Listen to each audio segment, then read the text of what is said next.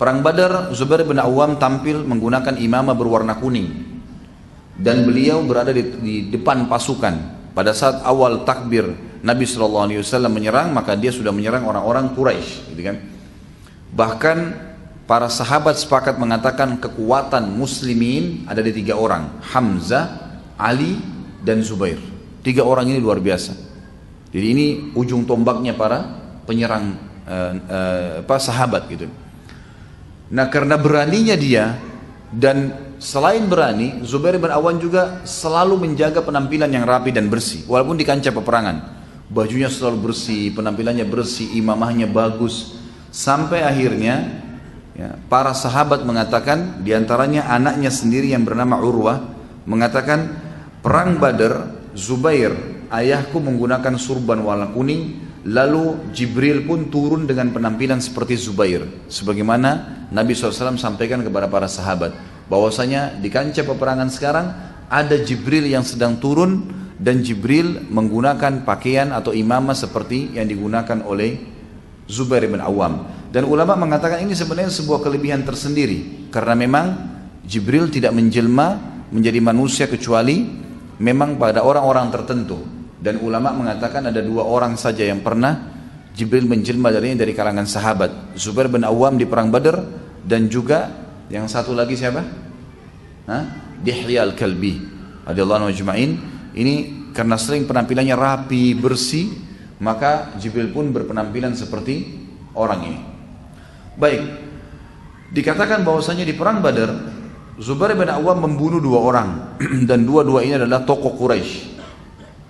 Yang pertama adalah Abu Dhatu Kabsh. Abu Dhatu Kabsh ini julukannya ya. Kabsh ini sebenarnya lebih cenderung kepada otot, gitu. Abu Kabsh mungkin orang yang berotot besar, kekar gitu ya. Sebagian mengatakan Kabsh ini adalah perut, sehingga memang perutnya orang ini agak besar. Tapi yang jelas postur tubuhnya besar sekali. Namanya dia Ubaidah bin Sa'id bin As. Namanya orang ini Ubaidah bin Sa'id bin As. Dia ini terkenal sekali penunggang kuda Quraisy yang terbaik, dan dia juga salah satu dari prajurit Quraisy yang meletakkan dari kepalanya sampai kakinya semuanya besi dan cuma kelihatan matanya. Serta dia satu-satunya pasukan Quraisy yang mahir memainkan pedang tapi yang panjang. Pedang itu disebutkan ya, ukurannya kalau kita sekarang mungkin bisa sampai 5 meter. Pedang yang sangat besar. Jadi bagian depannya pedang, yang dari pegangan tangannya sampai ke bawah itu semuanya besi saja, gitu kan. Jadi sangat panjang pedang itu dipakai, bisa sampai 5 meter panjangnya pedang ini, dan dia sangat mahir. Di kancah peperangan Badar, dia menyiksa kaum muslimin, memukul orang di sini kesakitan, ada yang patah tangannya, ada yang putus, ada yang dibunuh sama dia. Lalu beberapa sahabat mendatangi Nabi SAW mengatakan, ya Rasulullah, ini Abu Dhatu Kabsh ini mengganggu kami nih, berbahaya kalau dibiarkan. Maka Nabi SAW mengutus Zubair, cari Zubair, suruh Zubair hadapin. Zubair pun mengatakan, saya mendekati Dhatu Kabsh ini, dan dia bilang, saya tidak temukan ada celah di mana saya bisa membunuhnya, semuanya besi. Banyak waktu dia lagi tebas-tebasin sahabat tuh, banyak sahabat ada yang pukul kakinya, ada yang pukul kudanya pun pakai besi semua, tapi nggak mempan. Ada yang lemparin panahnya jatuh karena baju besi, nggak tembus, gitu kan. Maka Zubair bilang, saya tidak menemukan celah untuk membunuh orang ini. Lalu Zubair tidak putus asa. Dia bilang, saya pun mengelilingi orang itu. Terus sementara dia lagi menebas langsung, saya kelilingin terus, saya lihat celahnya di mana nih. Sampai saya berhadapan dengan dia. Dan Zubair bin Awam ini juga termasuk orang yang tinggi besar ya. Karena dalam kisah, dalam riwayat dikatakan dia sama dengan Umar bin Khattab. Kalau duduk di atas kuda, kakinya sampai di tanah. Dia orangnya tinggi luar biasa. Kalau laki-laki sekarang mungkin antum yang 2 meter tingginya, ada ikhwan 2 meter. Kalau duduk di atas kuda, kakinya paling sampai di perut kuda nggak? Anggaplah sampai lewatin perut kuda sedikit. Kalau sampai ke tanah itu berapa banyak, berapa tinggi tuh, gitu kan? Luar biasa. Beliau gitu kalau naik kuda, kakinya sampai ke bawah, gitu kan? Nah, Zubair bin Awam bilang, pas saya berhadapan sama Dhatu Kabsh, dan Dhatu Kabsh ini juga tinggi besar, cuma badannya lebih kekar. Kata Zubair, saya tidak temukan celah kecuali di antara 2 matanya. Jadi di sini tuh ada karet yang menyatukan baju besi itu, topeng besinya, gitu kan. Dia bilang saya tidak temukan kecuali itu. Maka saya pun mengambil tombak, dan ciri khas Zubair ini radhiyallahu anhu terkenal di pasukan muslimin selalu di tangan kanan pedang, gitu kan. Kemudian di pundaknya dia taruh tombak kecil. Tombak kecil ini khusus untuk digunakan membunuh orang-orang tertentu, gitu kan. Dia menaruh pedangnya dan dia ambil tombak kecil itu. Dia bilang lalu saya bertakbir sambil melemparkan niat membunuhnya sebagaimana perintah Nabi SAW, dan saya melempar tepat kena di karet itu sehingga tembus sampai ke belakang kepalanya. Dalam riwayat lain dikatakan Zubair bin Awam mendapatkan celah, kemudian meloncatin Zatu Kabsh ini sampai jatuh dari kudanya, kemudian menancapkan tombaknya di celah tadi yang bisa kena, dan akhirnya terbunuh. Dan Zubair mengatakan saya berusaha menarik tombak saya kembali itu dengan sangat susah payah sampai bengkok tombak saya gitu.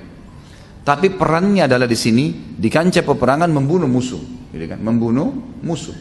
Tentu dalam Islam di luar kancah peperangan yang dibolehkan membunuh itu kalau kita diserang. Misal ada perampok, ada pencuri, membela diri itu lain, itu boleh. Selain ini nggak boleh, gitu kan? Kalau pribadi, kalau pemerintah tentu boleh kalau kisas kan. Kalau pribadi nggak boleh kecuali membela diri. Tapi kalau di kancah peperangan berbeda nih, berbeda, gitu kan? Di perang Badar, Nabi SAW sempat mengambil pedang dan berkata, siapa yang memberikan haknya Allah dan Rasulnya pedang ini? Maka Hamzah mengatakan saya Rasulullah. Nabi SAW tarik. Nabi mengatakan lagi, siapa yang memberikan haknya Allah dan Rasulnya pedang ini? Maka Ali mengatakan saya Rasulullah. Nabi tarik. Hamzah dan Ali, dua pejuang besarnya muslimin ditolak, paman dan sepupu Nabi, gitu kan. Selama ini terkenal keberaniannya, Nabi tetap tarik. Lalu Nabi mengatakan siapa yang memberikan hak pedang ini Allah dan pedang haknya Allah Rasulnya pedang ini? Maka Mikdad ini terkenal, ya. Dia satu orang dihitung sama dengan 1000 kekuatan laki-laki, sama dengan Zubair bin Awam. Nanti ada bahasan di Mikdad. Tapi Zubair bin Awam juga salah satu dari orang yang dihitung 1000 kekuatan oleh Umar bin Khattab. Nanti akan kita sebutkan riwayatnya. Maka Nabi SAW tarik. Lalu Abu Dujana radhiyallahu Syammah, ya, yang terkenal, beliau mengatakan ya Rasulullah, dia tanya apa haknya Allah dan Rasul di pedang itu. Maka kata Nabi SAW, engkau mengambil dan engkau memerangi, menggunakan melawan musuh Allah sampai pedang ini bengkok. Artinya kalau di kancah peperangan berbeda. Tunjukkan keterampilan, memang harus membunuh, tapi tidak ada mutilasi, ya. Sudah ditusuk mati selesai. Tapi tidak boleh sama sekali kita lari dari kancah peperangan, merasa takut, nggak perlu semuanya. Nggak ada rasa takut bagi seorang muslim. Tidak ada sifat pengecut, malas, perhitungan dalam Islam, tidak ada itu. Sama sekali. Bahkan Nabi SAW mengatakan, Allahumma inni a'udzubika minal jubni wal bukhl. Ya Allah, jauhkan kami dari sifat pengecut dan perhitungan, bakhil, pelit, gitu kan? Di jalan Allah SWT. Ini tidak boleh ada. Tidak ada pengecut dalam Islam. Tapi kita merendah. Di luar kancah peperangan kita merendah. Siapa yang tawadhu, ya, kepada Allah di jalan Allah, Allah akan angkat derajatnya. Merendah, tidak sombong, ya. Di luar. Tapi dalam kancah peperangan lain. Abu Dujana waktu sudah mengambil pedang tadi, maka dia pun mengelitkan imamah merah di atas kepalanya. Kemudian dia membusungkan dadanya sambil memegang pedang dari Nabi SAW dan ditaruh di dadanya, menunjukkan kekuatannya gitu. Lalu kata Nabi SAW, caranya orang ini, Abu Dujana, dibenci oleh Allah kalau di luar tempat ini. Tapi kalau di sini dibolehkan, di kancah peperangan, menunjukkan kekuatan untuk musuh. Ini pelajaran lain, ya, yang mesti kita ambil. Maka Zubair bin Awam dan sahabat-sahabat Nabi yang lain sangat faham masalah ini. Menghadapi musuh tidak boleh tunjukkan kelemahan. Memang mereka harus tunjukkan kemahiran dan memang mencari mati. Karena tujuannya orang masuk medan perang adalah mati syahid. Yang kedua baru menang, gitu kan? Makanya para mujahidin tidak pernah kenal namanya kalah. Kita menang atau mati syahid. Kalau mati pun semua terbunuh, tidak ada kekalahan, itu menang malah. Itu kemenangan yang pertama dicari, mati syahid semua masuk surga tanpa hisab, dan banyak kelebihan orang-orang yang mati syahid.